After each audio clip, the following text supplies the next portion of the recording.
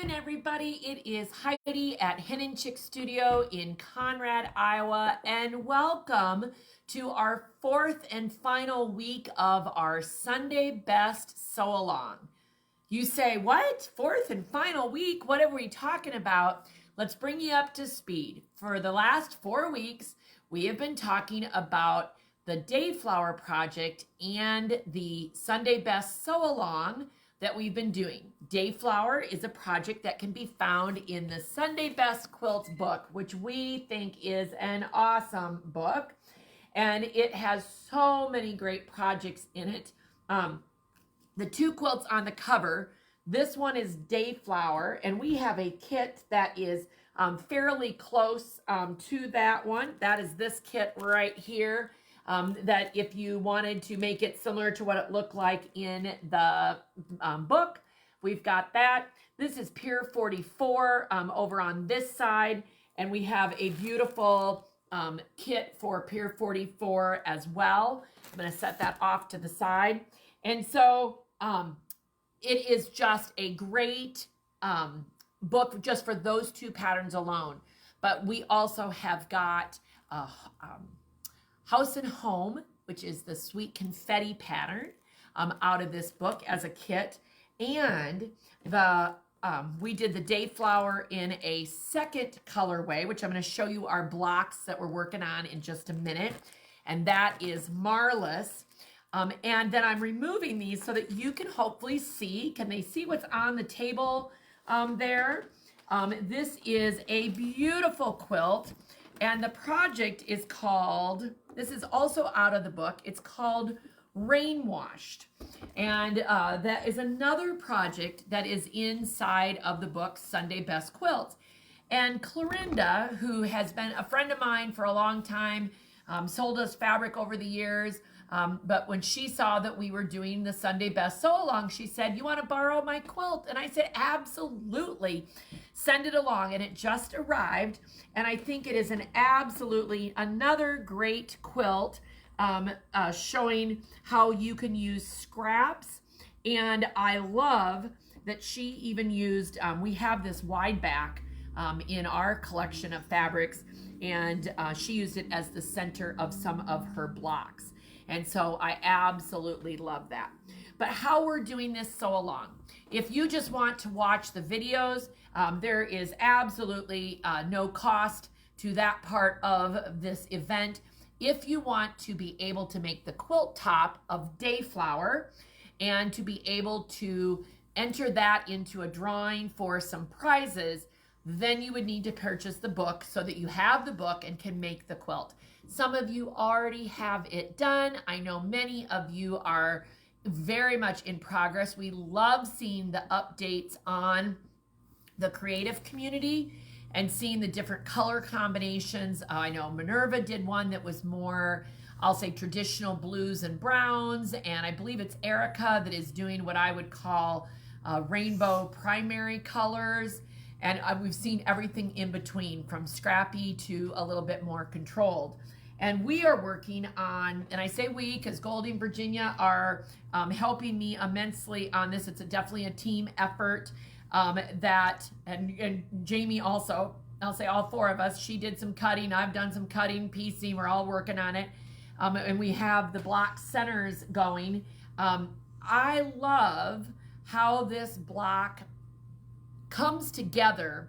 It's one of those blocks, and I talked a little bit about it last week. This is not a block that you trim.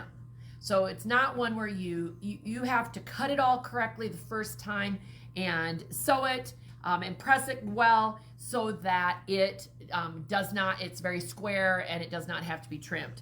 And so again, we're putting together the Marless fabrics, and as you can see, lots of blues and golds, but I really do think that kind of more solid navy is going to set them off for our cornerstones, and I love that. And it'll take us a little bit longer to get it done, but it's coming together.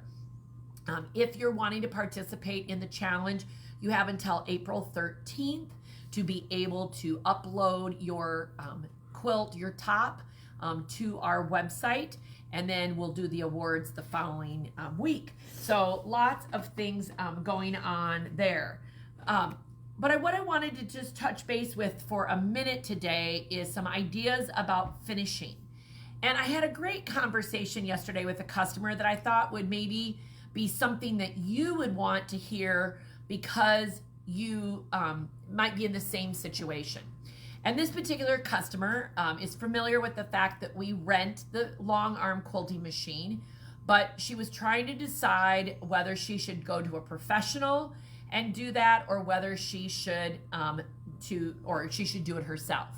And it was a great conversation because there are so many reasons behind doing one or the other that they were all questions that she needed to consider herself. So for example, why would you pick a professional long armor?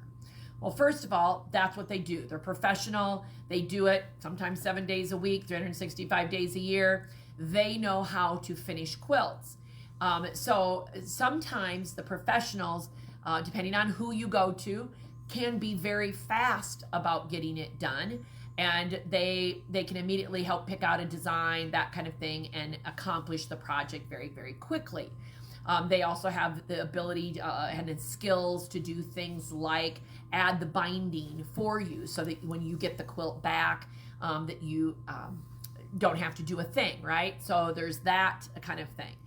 But you still have to be able to verbalize to the long armor, to the professional, what it is you want. You can't just say, oh, do whatever you want, and then when you get the quilt back, go, oh, that's not what I wanted. And so being able to have the discussion with the long armor of, do you want it to be custom quilted, or do you want it to be edge to edge? How do you want it finished? Do you want it densely quilted? Do you want it lightly quilted? Do you want it to have a certain image or motif? So say, for example, I'm going to just try to think of one. Like this one is all waves above me, if you can see the one right behind me. This one's got some flowers and swirls. You know, what is it you're looking for? So understanding what words like edge to edge mean. Edge to edge means that they're literally quilting from one side of the quilt to the other side of the quilt. They're not paying attention at all to where it's being quilted. So say, for example, in this quilt, there's a white block in the center. And if I said, oh, I want flowers, and I want you to stop every time in the center and make sure that flower is directly in the center, that's not what edge-to-edge quilting is. The flower might be off to the side, or it might be over in the corner, or it might accidentally end up in the center, but it doesn't mean that it's going to fall there, because it falls wherever it's going to fall. And so if you're thinking, oh, I really do want the center of every one of these blocks to be a very specific flower, then you start talking custom quilting. And custom quilting can get more expensive depending on how much you're having it custom quilted. So I think being able to have some of those discussions, custom quilting can be beautiful, but it can take longer, and depending on how your long armor charges, that's where the rates vary.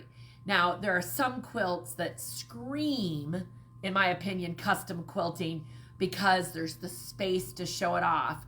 And then there's other quilts where the fabrics are busy and you're not going to see what the fabric or what the quilting is. You might see some texture, but you're not going to see a flower just because it blends in. Well, if you spend all the money on custom quilting and it all blended in, then in my opinion, that's a little bit of a waste of resources, right? Versus if your quilt has solid colors in it or spaces that are more open, where you're going to very distinctively see that machine quilting, then that's where you want to spend your energy and your money, right? So those are things that you definitely want to think about. A pantograph or a panto is technically also an edge-to-edge motif, It's just a very specific technique that, like on our long arm, if we're doing a pantograph, we're on the back side of the machine and a laser light is following the panto, but you could also technically do electronic pantos on a computerized sewing machine, on a computerized long arm. So, there's different ways of looking at. So edge to edge and panto can sort of be intertwined a little bit, but I encourage you that if you just always send your quilts out to a professional and you've never had a great discussion with your professional quilter, I encourage you to do that so that they can get a better feel of what it is that you're liking and how you like to have your quilts quilted, because everybody is different. There's also different limitations that long arm quilting has, and so that you understand all of that better. Now, on the flip side, maybe you're the individual that says, I made the top, I want to do the entire thing. I want to layer the pieces. I want to quilt it. I want to be able to say I did the whole entire quilt. Well, then long arm rental might be just what you're looking for. We do teach a certification class. It's a 3-hour class. I describe it as a foundational class. If I could make you an expert in 3 hours, my gosh, we would be millionaires, because that's all we would be doing. But instead, I like to say that we're creating a solid foundation so that when you come back and rent the machine, that things sound familiar and you can learn more and more as you go. The two reasons people don't have a long arm in their house are usually space and the money that it costs to have a long arm. And, and that's why we're glad to be able to offer that resource to our customers here at Hen and Chick Studio. And we have customers come for a several hour drive to come and rent the machine, because it's not a service that is offered everywhere. But I feel like it's something that we can offer because running a long arm is not impossible, right? It's not so difficult that you can't do it. And we love to be able to teach and encourage our customers to be able to finish their own. And so the class is $135. Again, that's a 3-hour class. Once you've had that certification class, then you can rent the long arm for $25 an hour. Now, if you want to start doing cost comparisons of what it would cost you to, do a long arm rental versus professional, that the first couple quilts that you do on a long arm rental are going to be technically more expensive because you're incurring the cost of the class. Over time, certainly I think that the more proficient you are in quilting, you might save yourself a few dollars here and there, but you may or may not ever achieve the same kind of techniques or designs that a professional can have. And so there's a kind of a give and a take with that. I don't think it's all or nothing. I think there can always be a beautiful balance of using the long arm rental to do, I'll say a lot of quilts, but then if you need that special quilt done or something really different, have a professional do it. I think there's option and there's room for everybody in the finishing area, right? I mean, that's always something to be considering. And so, things that I see when we work with some of the long armers, is in the rental is that it is much easier to guide the machine because let's just use this example, on a domestic machine, the needle stays stationary and the paper or the fabric moves. That's not a natural feeling. And on a long arm, it's the opposite. The paper or the fabric stays stationary and now the pen or the needle moves. So it's more like writing. And I think that's why it feels more natural. And of course, there's so many things about layering the layers of the top, the batting, and the backing that make it so nice to do on the long arm in comparison to having to do all sorts of basting in order to put it through your domestic machine.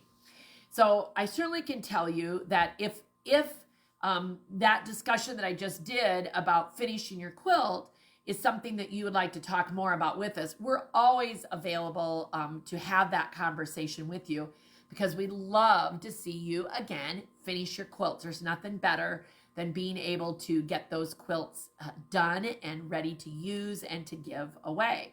And so again, love that. There's so many opportunities with that.